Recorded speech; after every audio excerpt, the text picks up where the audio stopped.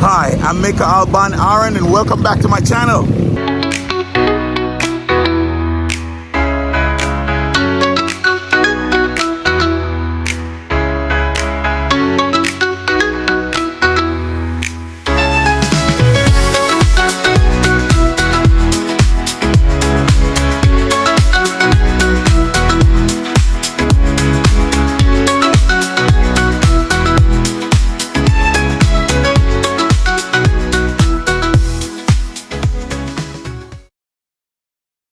So yesterday, I was actually on my way down this road and my daughter called, actually my wife called, and she asked me, she said, can you bring home some peanut butter and some bread? But here's the problem. It was late and I know most of the stores were going to be closed, but then I run into an old save, and what's so crazy, I got into the parking lot and I'm looking in the store and there was so much people. I'm like, I'm out. And this lady, this amazing lady said, no, the line runs very fast, sir. You come on in. I promise you, you're not going to be there long. And she actually convinced me to come into the store. Anyway, I went in the store. The line was definitely not long. I picked up a few things and I just felt like I wanted to do something for her because she was so kind and so nice and speaks so well. I wanted to do something for her. So I asked her to come in the store. I said, can I buy you something? And she's like, no, sir, no, sir. And I'm like, nah, man, I want to buy you something. Let me buy you something. Just, you've been so nice and you speak so well. And I just wanted to just reward her, you know? Anyway, she did. I finally convinced her to come in. She came in, she bought something. It was, you know, something small. She bought a soda and some biscuits, nothing. But then after talking to her, I recognized, man, she speaks so well. You know, she speaks so well. And it just impressed me, like, wow, you speak English very, very well. She's Filipino, of course. And, you know, then I started to learn her story. And then I found out, not only that she's homeless, but she actually sleeps right here at the Old Save. Right here at the Old Save. And this is where she sleeps at night. And they are so kind to let her sleep there. Right? And I told her I was coming back to see her today, but I was a little late, so I can't blame her if she's not here. But she told me where she frequents. She said if she's not here, she's at the 7-Eleven. Well, I'm going down to the 7-Eleven to see if I see her, and hopefully I see her, but I'm gonna come back because we gotta do this interview. I want you guys to hear what I heard, and I want you guys to see what I see, because this woman, I'm telling you, I'm impressed with her. I am. And I think she needs help. I think that, you know, an opportunity might be there. If you heard her, maybe her voice, the way she speaks, maybe that can help you somewhere and you can help her. I asked her why she's not working here at the O-Save because, you know, she knows so much about the O-Save. She actually told me where the peanut butter was. She actually told me where to find the bread. I mean, she was just so helpful. And I asked the attendant there, I said, you know, listen, why didn't you guys give her a job? And so they told me they apply online, and they apply online, so she has to apply online. So anyway, I'm gonna go find her, walk with me, drive with me, ride with me. We're gonna go to the 7-Eleven, pick up right back after there.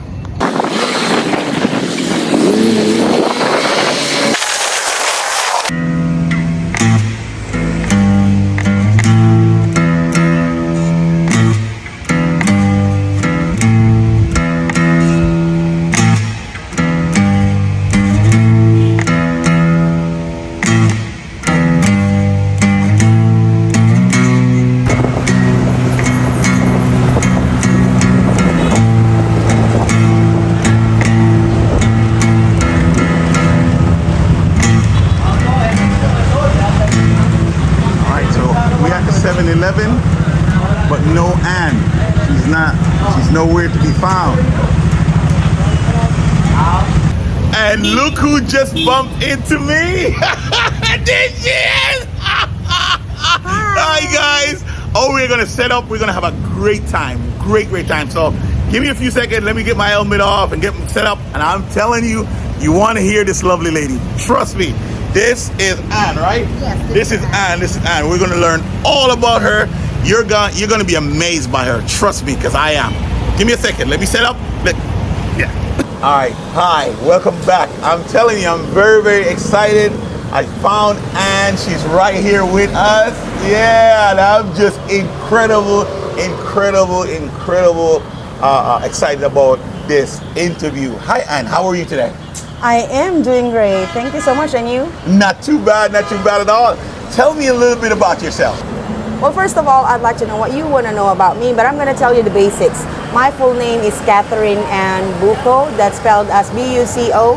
And I was born and raised in Manila. However, in 2017, we moved here in Cebu because my grandmother retired from her job in the United States. So she wants my kids to be with her, to live with her. So that's the reason as to why we moved here in the Philippines. I started out working in the BPO industry, since that is actually the first job that I had.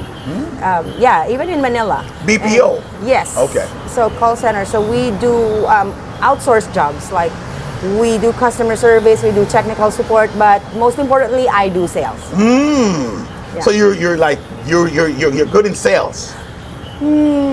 Maybe. I could say yeah. I made some numbers. So tell me about your life in Manila. You say you were born in Manila? Yes, right? I was born and raised in Manila. All right. So how do you come to speak so well English?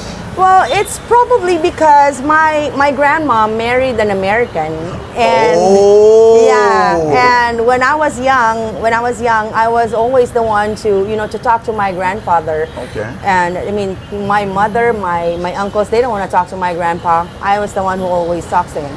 And at the same time, I really do good at school because I'm really a hard worker student. I can see that. So you say your mother married an American? My grandma. Your grandmother is African American? No, pure American. Pure American. They're from California. Black, white? White. Okay, all right. So you gained English through your marriage so Yes. he would be your grandfather-in-law or something like that? Yes, grandfather. But of course, it is English is actually a skill that you can definitely learn. If you really go to school, focus on your studies, you'll be able to learn the language. All right, tell me a little bit about your BDO, right? Yeah, BPO. That's BPO. Business Process Outsourcing. Okay, tell me about that experience. Oh, okay. Well, I started out with working in one of the best centers here in the Philippines. That's, at first, they were previously called NCO Group, RMH Teleservices AM Asia, but right now they are already named Alorica.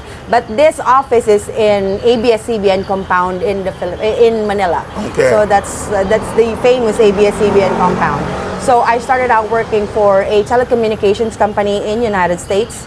And I worked there in United States. No. The office is here, but we cater to. Okay. We're going to ask you if you travel. Keep going.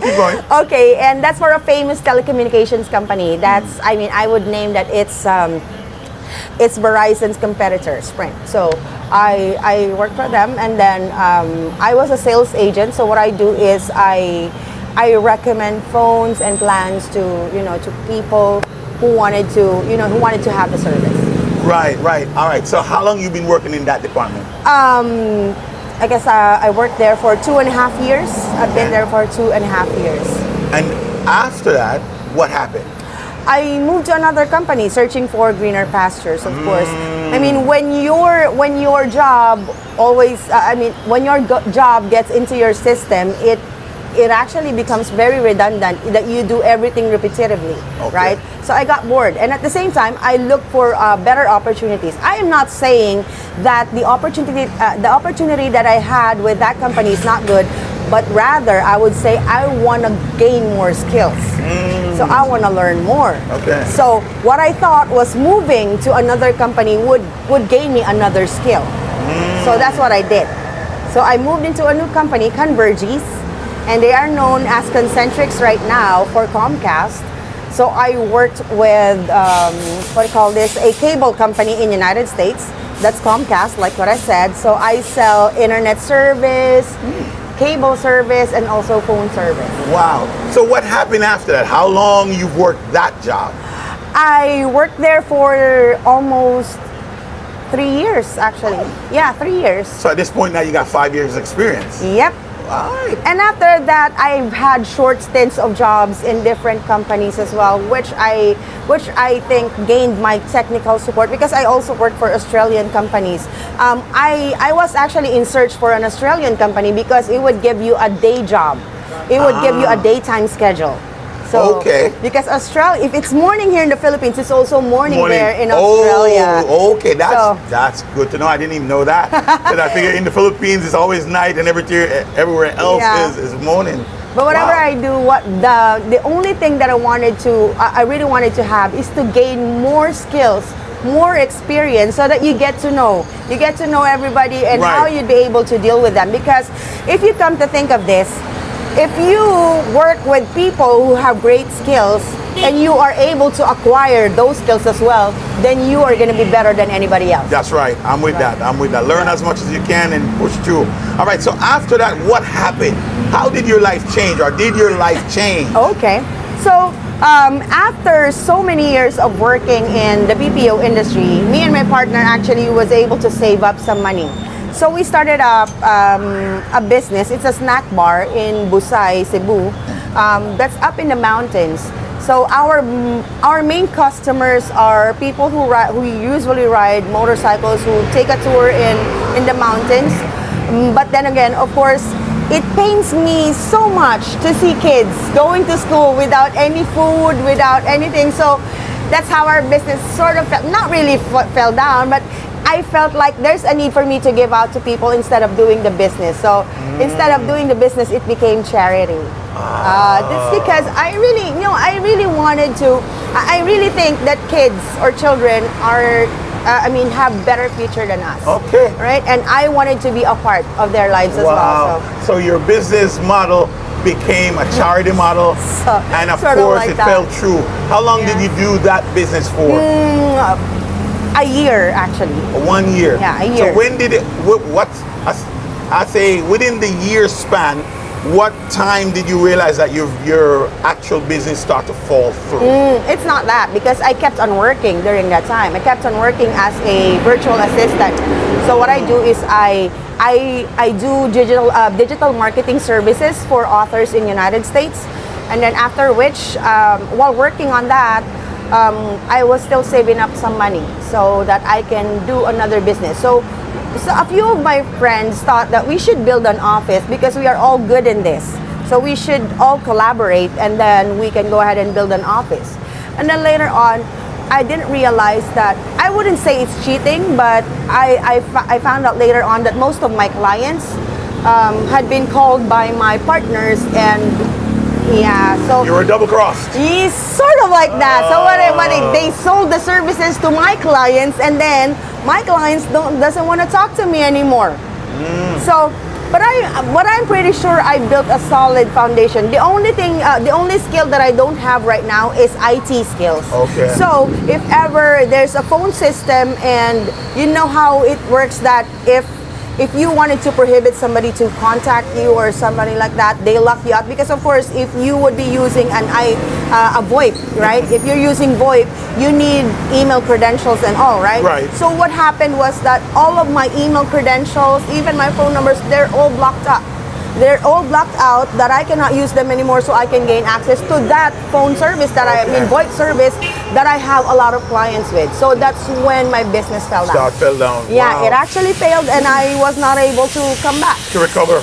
Yeah, to recover. And at the same time, I was not really, aside from suffering from a little bit of depression, because I have 6 kids, let me tell you that. All right, we got to get into that. Yeah.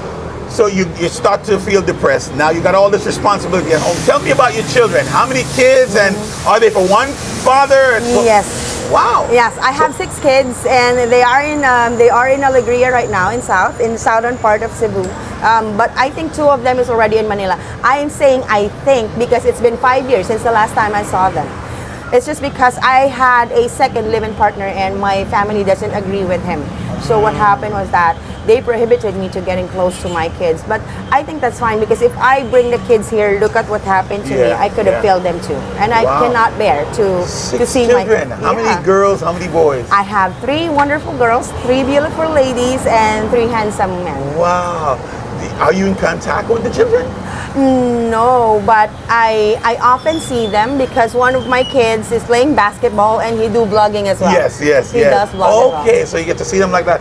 So what's the real reason behind you not seeing them? You said that your family kind of stepped in and took the kids? Yes, Because- not really took my kids, but when I left home, and I mean, it's like actually you're living under your family's legacy, Yes, right? yes, got You're it. living under your family shadows. Although our family can really afford something. I mean, Okay. yeah, we have a little bit. They're kinda But- loaded then. yeah, a little bit, but just a little bit.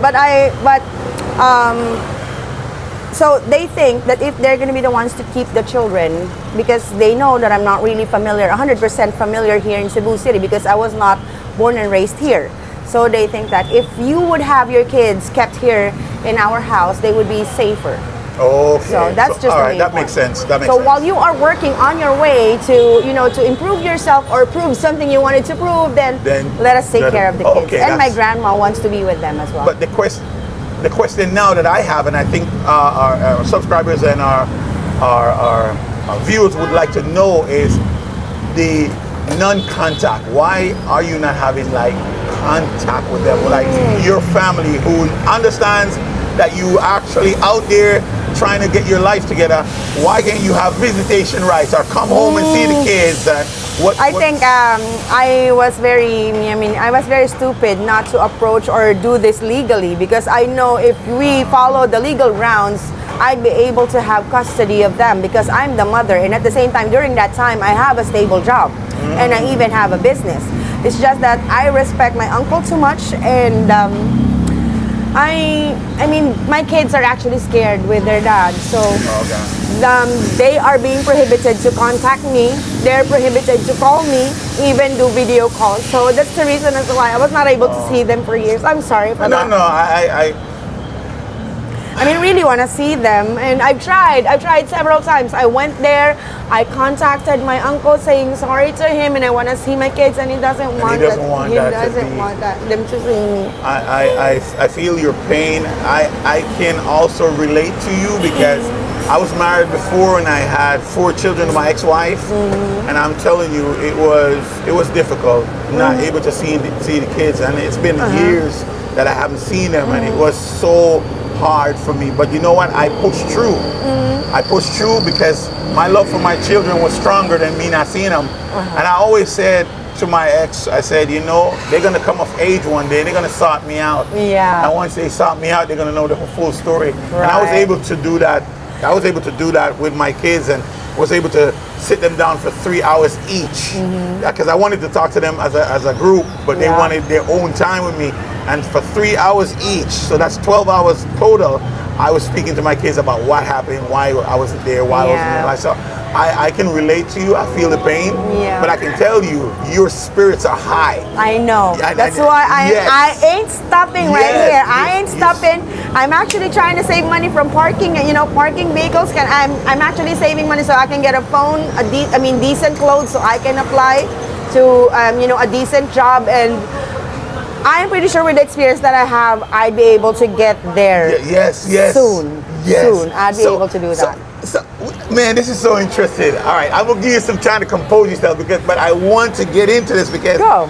I tell you, I met you and I took a liking to you because I just felt like you got so much to offer, and I wanted my viewers to see you. I wanted them to hear you. I wanted them to see what I see, because I see something. I can't help this feeling, but I feel there's something great in store for you. I know. I feel it. I feel it. I'm kind of hoping to, because I've already been judged by a lot of people. Earlier I was actually buying this pair of pants, and the lady asked me, "What are you gonna be using the pants for?" So I told her I'm gonna be applying for an office job. And then she kind of underestimated me and said that, okay, you can try, but I'm not sure if you can get hired. Wow. Okay, but I don't mind. I don't mind whatever she says. that's your opinion. Exactly. Go for it. That's what I like about you the first time I met you. Can we see the pants? Show us the pants. Sure, here it is. It's an office pants because I'm looking forward to get a managerial position. Oh, look at you. Yeah. Oh, okay. All Yeah, right here you then. go. All right. She did buy the pants. Look at that, y'all. Yes. All right. All right. All right. So, what is your current situation now? Why are you homeless? Okay. Or are you homeless? Yes. I should have asked. Yes. I am not sure. I would say that we've been parking cars for a very long time. Now, me and my partner, there's my partner right over there. That's your partner? Yeah. He's hey, how you doing? All right, that's good. That's cool. All right, what's his name? His name's Kevin. Kevin, how you doing, man? I'm fine, man. All right, awesome. I'll get you in a minute. All right. Okay. So you didn't tell me you have a partner. Well, it's just that, of course, I don't wanna. I told myself that I would introduce. Yeah, there's gonna be information But that's overload. great though. You have a partner. That's amazing. So you got some support. Yes, we actually work together, but it's not really that easy because there's a lot of people who's like us. They also live on the streets and they also need food. Yes. So whenever they come, they would say that can we take over so that we can also buy food. Of course, you don't have the right to stop them because Right. that's what you're doing as well. You feel You're trying to for them. get You're trying to protect your turf, but at the same time you want to give somebody an opportunity. Yes, I mean I Wow. cannot give them the money, but I can give them the opportunity to earn the money. Okay, got you. Right. So that's what I can give them. Wow. Now, we've been trying to save a lot of money already to rent a small house. So we were actually able to save some before, but this actually repetitively happened. We have rented a small room, and then what happens is that the landlord always takes the deposit, and after which he or she always tries to find a way to Kick you guys out. kick us out of the Yeah, house. yeah. So I told him I should get a decent job so that we can get a decent apartment that has contracts. Because everything that has contracts is legal and binding. So whatever they do to us, Has to be has to be in barangay, writing. Yeah, not just barangay, but we can also get into court level if you don't follow the rules. Because here in the Philippines, there is actually rental. There's actually under the Philippine Constitution, there's Rental Act. Okay. Wherein every person who rents a home is covered by that law. So Okay. there are specific terms and conditions that you should follow. But and if even- you don't have a contract, it can. I mean, people right now are great con artists. That's what I would say. That's what I should say, because if you are family and you are really in dire need of money, they would do everything just to to double cross you. So here's a question I have for you. So, how long you've been living in the that street. space before Oh, okay. your situation I think with your landlord? we first arrived here at 7-Eleven. These people right here are the first people who helped us. They are the ones who would say you can actually sleep there. Even that small hollow space right there, there's a lady over there. That's actually a small space. There's a lady over there who always sweeps there and say you can actually sleep here during the times that it's raining. So Okay. I appreciate the people who are very kind to us, who would give us a roof under our head so that we won't be caught in rain. Because before, when we were sleeping in Panagdait, we were just sleeping in the meadows. Wow, Yeah. wow. So if it rains, then you'll get wet. Wow. But here wow. we don't get wet. So how long you been living in this situation where you've been living? I'd since say- since you get your apartment and you got screwed out of that, or you may not have the money to maintain that. How long you've been on the Okay. streets? Well, this and go have ahead. you been on the streets with your partner this whole time, or have you been living with Yeah. your partner in that Well, apartment? this is what I'd say All to right, you. This partner that I have right now, he is the one with me from start to up until now. From Jump Street. Yeah. All right. Well, when we started out living here in Cebu City, we both had jobs. It was just, he did not finish school, but he was able to land a job at a hotel. So he worked as a housekeeping attendant. What was the name of the hotel again? It's Crown Port View Hotel. That's near Pier Cuatro in Pierre. So he was actually a room attendant there, but pandemic hit. So because he was not able to finish school, it is actually difficult for him to land another job. Yeah, I got that. That's what I hate here in the Philippines, because you need to have some paper for you to land a decent job. Wow. Wherein some people who doesn't have the diploma has better skills, I would say.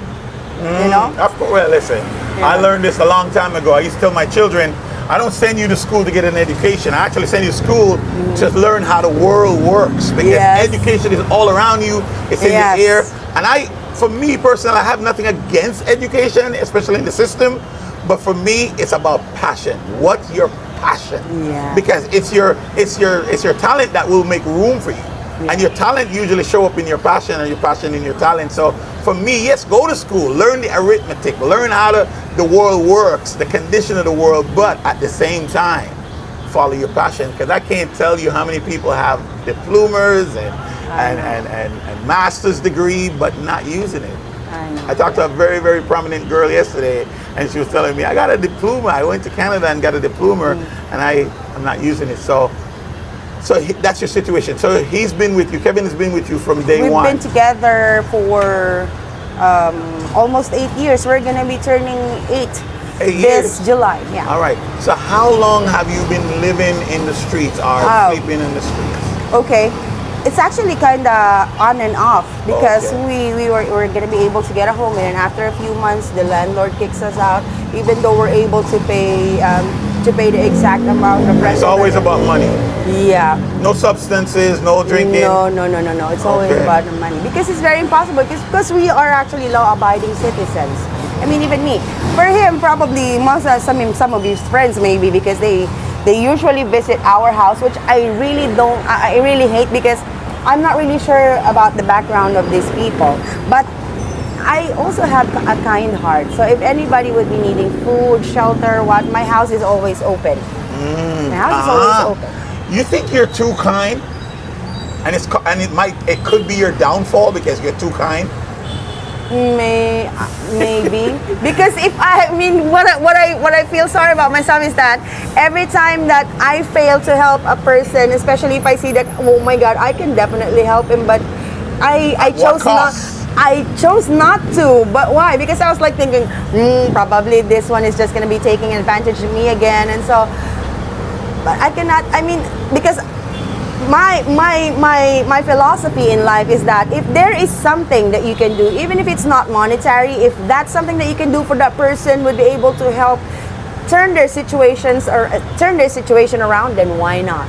All right. So on and off. So yeah, on and off for 2 years. Give our audience, our viewers, a kind of description of what on and off look like for you. Okay, when I say on and off, because when we ended up on the streets, I said it's gonna be very easy without the help, with everybody closing their doors for help for us.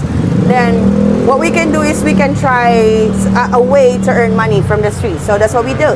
This is what we did. We parked cars. We offer help to other people. Let's say a person wants their house cleaned, so we save up money from them. So every time that we save up money enough to rent a small room, then we do that. Then when we rent a small room, after just probably a month or two, then we get kicked out. Then we go back on the streets again. Okay. So what I noticed that this already had become a cycle for 2 years. So I told him that we should break the cycle, And how are we gonna do that? We need to save up a decent amount of money so that we can get a decent house. A decent apartment. And paid it up for a while. Yeah, because that's what I did before when I had a stable job and I was able to save up. I paid the rent for an entire year. That actually gave us room to save up. Yeah, to save up money for a small business, because that's what I'm planning. I even actually had a vision in my head wherein in the future you don't have to spend any more for rentals, even paying for your water bill, for electricity, because we already have solar. If we are able to save up enough money for solar installation for our house, we don't have to pay for electricity anymore. Right. If you're able to build a deep well on your apartment, then that's going to be able to save up money for your water bill, so you don't have utilities anymore, right? Right. So if you own the house, then you don't have to pay for rent anymore. Now let me ask you a question. how do you shower? 'Cause if anyone look at you and listen to you, Yeah. I would never think or thought for a moment that you're homeless. That's very difficult. because you're English well. You're so well spoken. I would never look at you. I would think you're a con artist. I would think no. like, oh, you're trying to con me or something. No. How do you? Where do you shower? Where do you go to the bathroom? Okay. Where do you put your clothes? Okay. So that's actually a good question because it has been a great struggle for us even to take a bath. Because if you wanted to take a bath, you need to pay for that. And if you go there, there's a lodge over there. You can pay. You would be paying 50 pesos for both of us to take a bath. For 25 pesos for me, 25 pesos for him. Or sometimes if I would really, because if the weather is really hot, I'd say that probably we can rest for just an hour and then take a shower. If you do that, you'd have to pay 100 pesos. And do you know how much you earn from parking? Right. It's not that huge. Okay, Wow. so you have to save up for that. And that's the reason as to why probably people are asking, hey, you had been parking for a very long time, but you haven't saved up for anything. What they don't know understand is, the they don't difficulty. understand how much it is. And Yes. plus, we cannot cook. If you cannot cook, you have to buy food from carinderias. A cup of rice already costs 15 to 20 pesos per cup. Right. And each one of us consumes, every meal we consume three cups probably. Right. Minimum. So that's already 45 pesos. That's already almost 100. So how would you be able to think that Same. 100? Yeah. You got to eat every day, and you got to go get Yeah. showers, and because it's wow. very exhausting if you Yes. don't eat. That's If you don't have- that's the only place wherein you'll be able to to get energized. For you to eat. Wow. So where do you store your clothes and? Oh, okay. It's right there at OSAVE. Oh, At the small corner there because In the it's back. Yeah, I because saw there's it. CCTV and also because you know what, before we have a lot of clothes. We used to have a lot of clothes. We used to have a lot of shoes. And I even have a phone before. It was stolen when we started living on the streets because it was in a suitcase. I was thinking that if I lock the suitcase, then You'll nobody be can get fine. it. Yeah, I'm fine. And then when we actually bought food and then we came back, suitcase is not there anymore. Somebody took it. So most of our clothes are already gone. So what we do is we buy thrift clothes from the thrift store. It's 10 pesos or 20 pesos. So if we're able to save up enough money, that's why there are days that we don't take a bath because we don't have clothes and at the same time, money to pay for shower. Wow. Because of course you have to prioritize Right. your food. I understand a lot about priority. Wow, that's crazy. See? But I guess I want to know, and I think my viewers want to know this. How do you maintain sanity?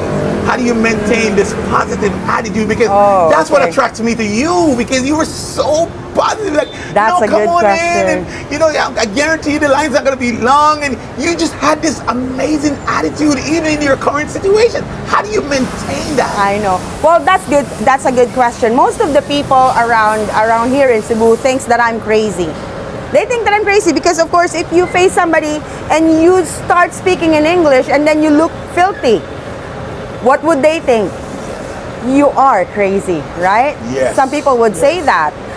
You are drugs or insane. Yeah, are you something? on drugs or something? You are insane. That's the first judgment that you're going to be getting from people. What they do not know is that you're fighting to be sane. The reason why, where do I get the strength?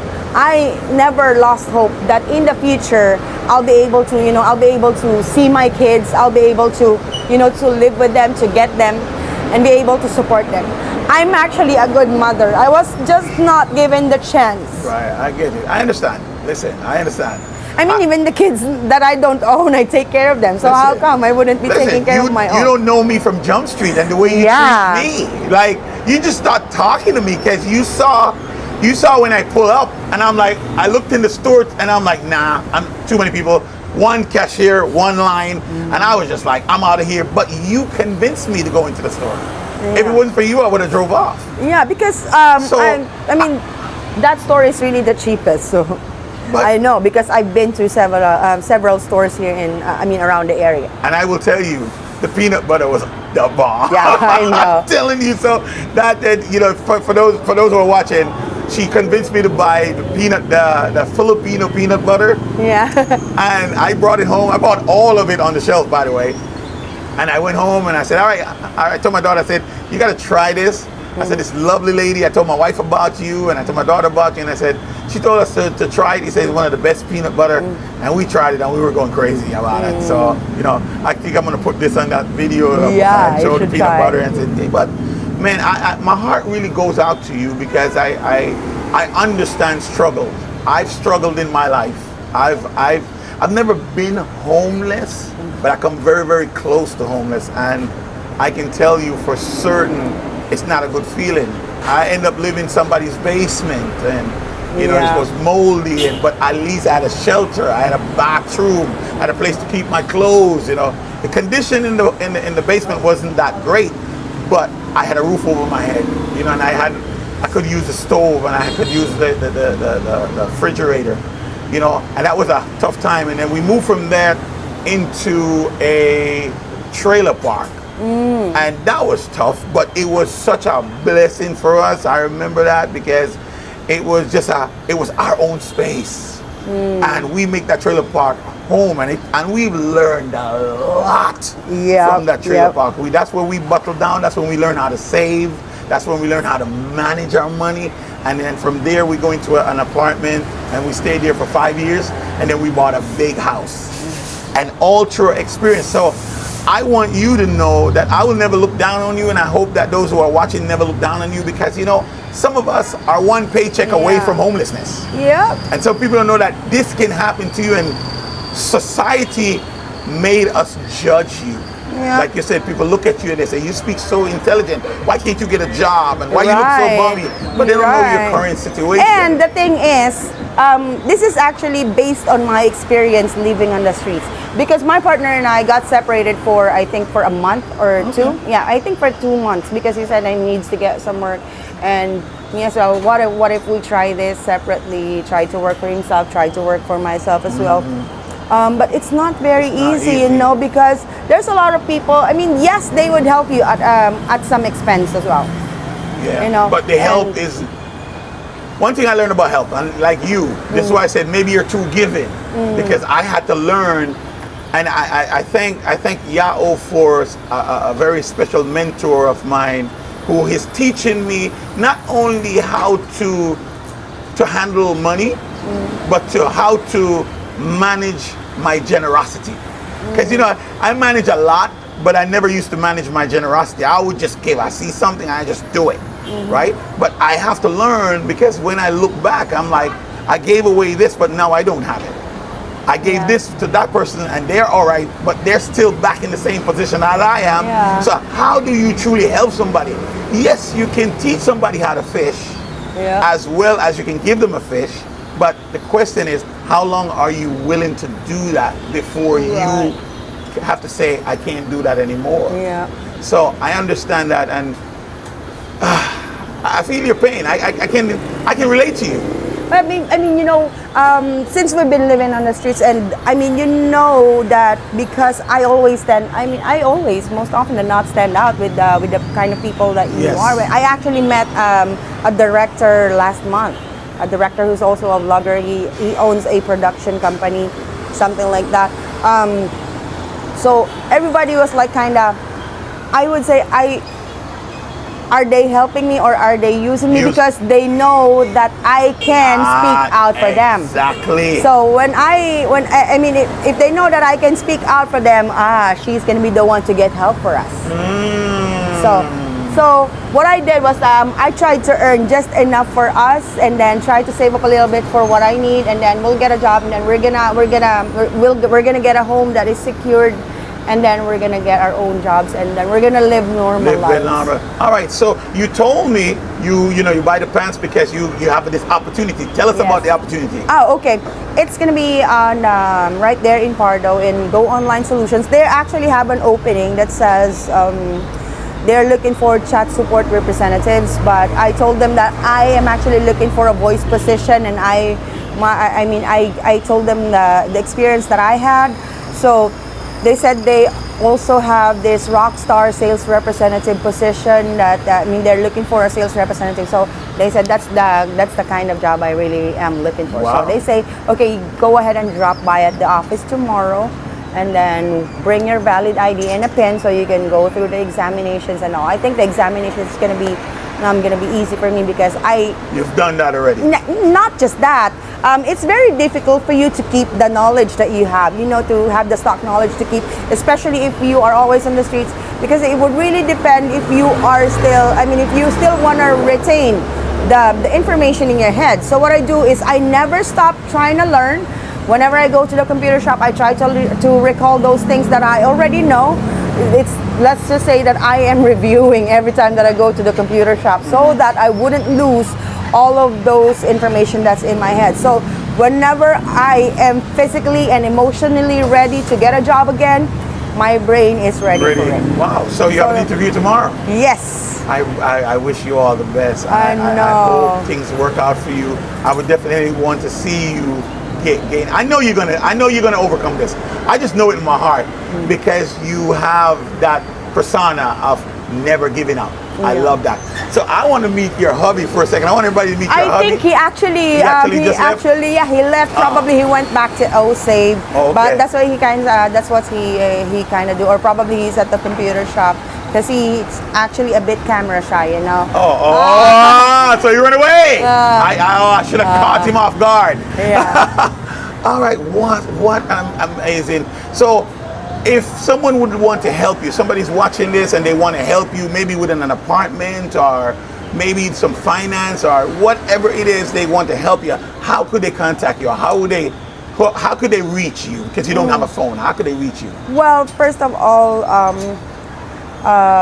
we always stay right here on the streets, and I have a message. Tell them where here is. Where is here? There's just two establishments that we usually stay. This 7-Eleven and OSAVE. So what area are we? Where could they find you? If they want to find you, how could they find you? Like, what's the address, the road, the streets? This is, I'm not sure what this road is, but this is Tabunok, Talisay. Right. Not too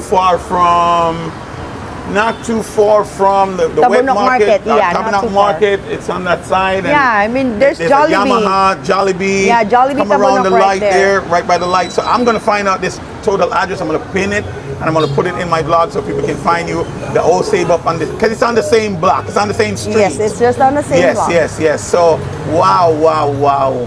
I really appreciate you, and I thank you for the opportunity to talk with me. And I hope those who are watching can see that, people being homeless is not a crime and it's not a sin. It's a difficulty. But people like you who have hope, who are looking, you don't need, like I said, no one would look at you and recognize that you're homeless, the way you speak and the way you carry yourself. And I'm honored by this interview today, and I just want somebody to reach out and just help you, at least even with a job, something so you can move to the next level of your life. Maybe an apartment, maybe just a place to stay, rent free for a year or 6 months. I don't really need that. Just I know, because I was trying to give you help, you wouldn't take it. So I know you have a certain pride about you. No, really. We could actually use a little bit of help, but not too much, because everything in excess is not really good. What?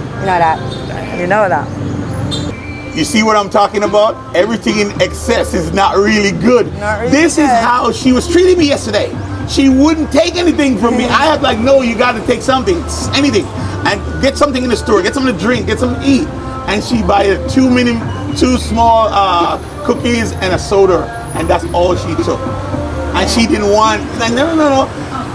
This is the kind of woman she is. I actually wanted to get to know her even more, and I'm going to track her story. And I'm going to come to the OSAVE, and I'm going to come right here to the 7-Eleven to just check on her from time to time and make sure she's okay. But guys, tell me what you think. I need you to comment. I need to hear from you. What do you think about this lovely lady? What do you think about her situation? How can you help her? And let's do something for her. Let's do something for her. Thank you. All right. So any last word? What would you want to say to someone in your situation? Someone who's going through a hard time finding somewhere to live or maintaining a place, what would you say to a person in your situation? Okay. Well, I mean, I'd say probably the always thing that I would tell the people that same as us who are living on the streets, never forget that there's always God. And in situations like this, always remember, this is my high school motto, okay? Even the most beautiful flower can grow out of dirt. So if you are able to, I mean, if you're able to keep yourself together and just have that spirit to keep on moving forward, and then reach your goals, then you're gonna get there as soon as you can. Wow, awesome. There you have it, folks. Until next time, subscribe, like, comment, please. I want to hear from you. Shalom. This interview had me so emotional. I try to keep my spirits up. You know, I try to be my jovial self, my flamboyant self, to keep her spirits up. But I'm telling you, she won me over with her attitude of gratitude. This don't look like a woman that should be homeless. Her education, her experience, and how well she spoke English. I wish you could have been there when I pulled up at that O-Save. That voice came to me and said, "Sir, the line will move fast," you know? And I'm listening for this voice, and I thought it was an American at first.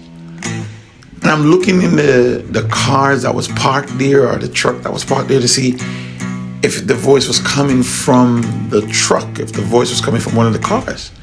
But in between the car, on the pavement, the voice was coming from below, from this woman who sat on the pavement. When she got my full attention, and she spoke to me, and she said, "Sir, the line will move fast. I promise you." And she convinced me, because I was not gonna go in the store. But that voice, her voice, won me over. And it's not just her voice, it's what she said, her compassion, it's just how she spoke to me. She wasn't begging me for anything. She wasn't looking for anything. She just wanted to help. And she just wanted to show her kindness, because one, she sleeps on the pavement there. And they let her sleep there. So she's showing her gratitude by doing something for the store, by being friendly to the customer. My heart was saddened for her, you know, but she won me over, I tell you. You know, at the end of it, we went into the 7-Eleven, bought her some food. And yes, I did give her something, but I didn't want it on film. I didn't want you seeing that, because it's not what this is about. My generosity is my generosity. What this is about is to help you to see that, you know, we can have compassion for people. We cannot be so quick to judge people because you don't know their story. And sometimes all somebody wants is for you to just treat them like a normal human being, and not because they're living on the street or because they're facing hard times mean they are bums. All right, let me get my. Whenever you see someone on the streets, whenever you see someone begging, you can choose whether you want to give or not give. You can choose whether you want to speak to that person or not. But I'm telling you, you have to look at it from the perspective that that could be you. You could be educated. You could have everything going for you, and the next minute you're on the street. And if that was you, how would you want someone to treat you? I treat everybody with respect. I don't care. You're a human being. I treat everybody with respect. From the richest, highest, most powerful to the lowest of low. Because guess what? I am a human being, and I share this planet with you. I share this space with you. And so I want to know your story. Before I judge you, let me sit down with you. And that's what I did. So You heard her story. Now you can help her. You know where she's at. She's at the Old Save, and she's at the 7-Eleven. When you see her, tell her you watch this film. Tell her you appreciate her. Tell her thank you, and do something for her. Shalom.